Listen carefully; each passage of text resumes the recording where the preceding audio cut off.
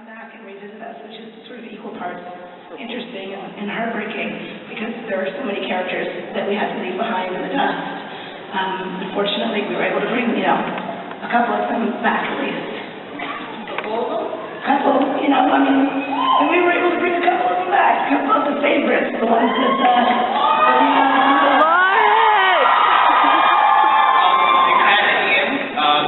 should we expect Damon, just to get it out there?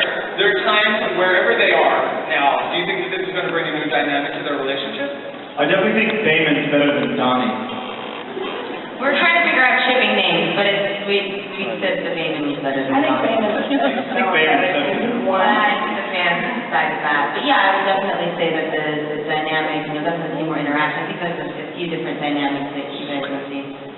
And Julie, when we come back for the new season, how big is this time jump? It's about 4 months, give or take. It's been enough time for everybody to make big choices in their lives and to move forward in whatever way it is that they feel like they can move forward. Some are doing it very well, and some are not doing it well at all. So. Okay. Rick is back. So where can we find our favorite former teacher in the new season? He's actually here. Do you guys want to see him? Still in my hotel room, I think. It's part of the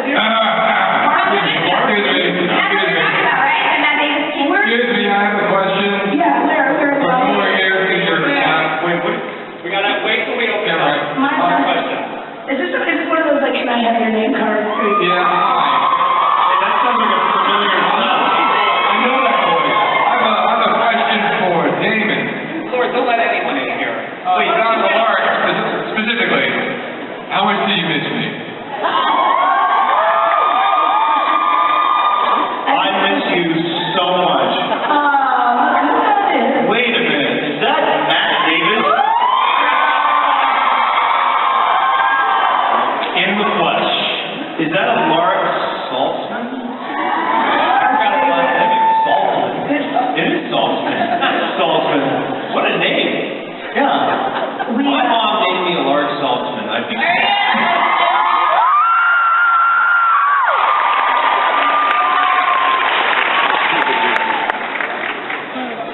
All right, Matt, now that you've joined us, where does Rick fit in now that he's back from the dead?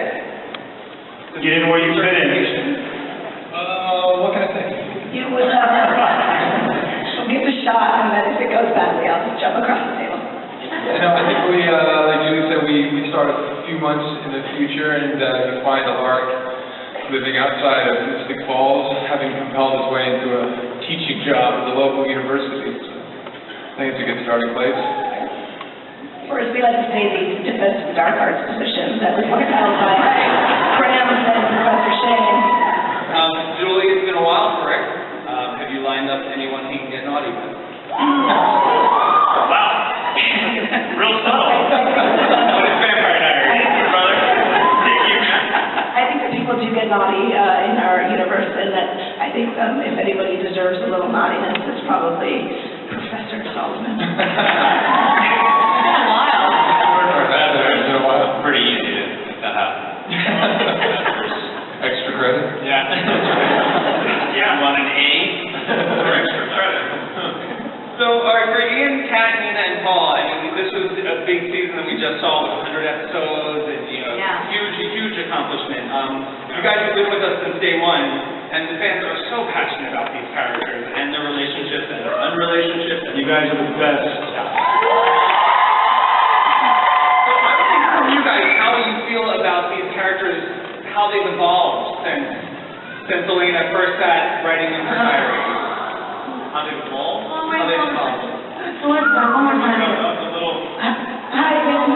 Man, I hope to goodness you don't watch our show. Aw, beautiful as a kid. She's adorable. By the way, I would definitely be so bold to say that there's been a massive evolution in these characters, and in great part because Julie Fleck and I remember Kevin Williamson both having to sit down and drill into my head that David could not just be a one-trick pony. He couldn't just be the bad guy that wanted to, like, eat sorority girls and, you know, save kittens out of trees.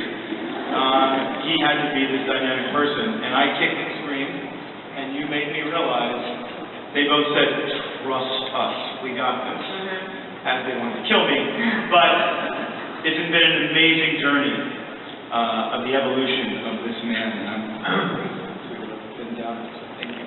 Yeah. I would say that when I was discovered by Julie that you know, I was really a little girl. I hadn't really found myself yet, and I felt like I really found myself through this character. And as I evolved, the character evolved, and as the character evolved, sometimes way beyond where I was in my life, she grew me up in a lot of ways, and showed me what a strong woman looks like, and Julie Platt showed me what a strong woman looks like, and I wanted to. Come to my wedding. Should we have a You know, I wanted that to be a part of the character. I wanted to play a strong woman. So that's how I feel like she's really evolved, and you know, throughout the seasons and her story and her loss and her games and all that good stuff. Yeah, baby. I have nothing to add. All these nice things. I do have something nice to say. Wow, really? Wow. Anyway, you know, Stefan was originally conceived as sort of the hero and the protagonist in a way, and then Damon was the villainous, you know, opposite. And Stefan, I remember sitting down with you and Kevin and being like, you know, I think every hero needs to have flaws, and that's when you guys created the Ripper, and which was my favorite storyline. And then Stefan has been through so many journeys, and as an actor, you know, it's so nice to not be on a show where you're stuck playing the same character over and over again. And he's taken quite the turn in many different ways, and so I'm very grateful for that. And, you know, 100 episodes, but they've all been exciting and different as a result of that. Thanks. Elena has grown up in front of our eyes. Yeah, and so have I. I was 20 when I started, and now I dare not school. I feel like I do math. 25, turning my life down. But yeah, I mean, I feel like she's gone through such an evolution. That's what's so beautiful about television. Like we have 6 or more, however many years to really see a character grow like you would in real life.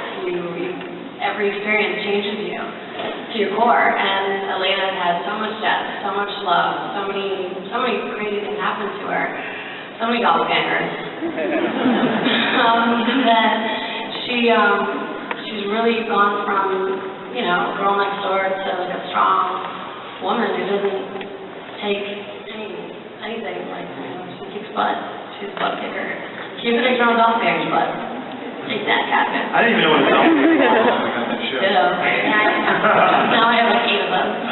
So, well, Elena has recently suffered a massive loss, so I'm just going to refer to her as the Widow Gilbert. And in the 4 months that have passed on, is it taking a tip from Trevino? Is it possible that she would even seek out grief comfort from another fella? Oh, like a rebound comfort? Grief sex. That'd be brutal. It'd be so. I mean, if she did that, I feel like that would mean that her experience and her love for Daniel wasn't real. So, I mean, when we pick up 4 months later, she's definitely not in a happy place. Although she has a very interesting, confusing, strange way of dealing with her grief. That's all I can say without giving away the first episode of the show. All right, and Paul said the word. Sterilized. Yeah. Not really a word, but whatever. If that happened, do you think Elena would call girl code violation on this? What do you think? I don't know. No, I feel like she gives some lessons. We're liberal. We're liberal. How could she not be so hypocritical? Because, I mean, Elena dated both of the brothers, so...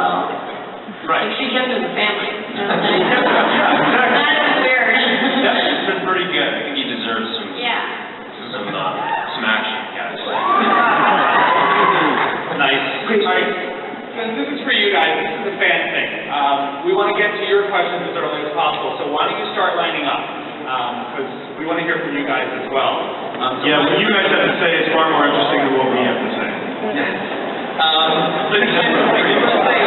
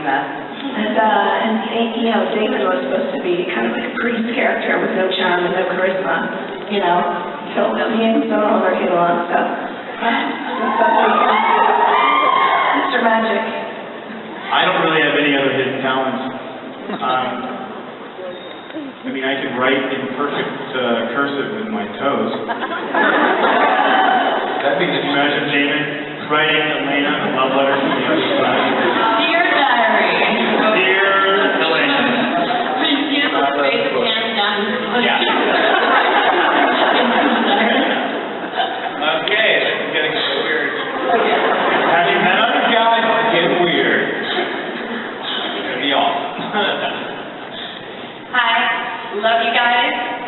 My question is this, there's so many great bands, artists, and songs that are played throughout the seasons of Vampire Diaries, and I'm wondering if you as a cast have input as to who those people and songs are. They do, and each of them in their own way, because our editors really lay the music in for the show, and our music supervisor collects songs to use and clears them, and so at any point along the way, if one of these guys has a friend who's a musician, a musician that they particularly love, a band that they particularly love, it's so easy for us to, lay that into the editor's hands, and then they find, if there's an opportunity for a placement, they find it.